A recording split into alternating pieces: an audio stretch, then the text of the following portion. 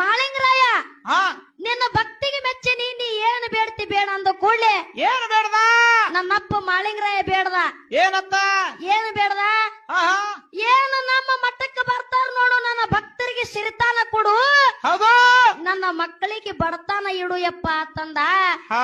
ಅವಾಗ ಮಾದೇವ್ ಹೇಳ್ತಾನ ಮಾತ ಏನಂತ ಮಾಳಪ್ಪ ಹಾ ನಿನ್ನ ಸಲುವಾಗಿ ನೀ ಏನೂ ಬೇಡ್ಲಿಲ್ಲಲ್ಲೋ ನನಗ ಹೌದು ನೀ ಏನೂ ಬೇಡ ಹಾ ನಾ ನಿನ್ನ ಭಕ್ತಿಗೆ ಮೆಚ್ಚೀನಿ ಮೆಚ್ಚಿನಿ ಭಕ್ತಿಗೆ ಮೆಚ್ಚಿ ನಾನೇ ನಿನಗೊಂದು ವರ ಕೊಡ್ತೇಳಿ ಮಾದೇವ ಏನ್ ಮಾಡ್ದ ಏನ ನೀಡಿದ ವರ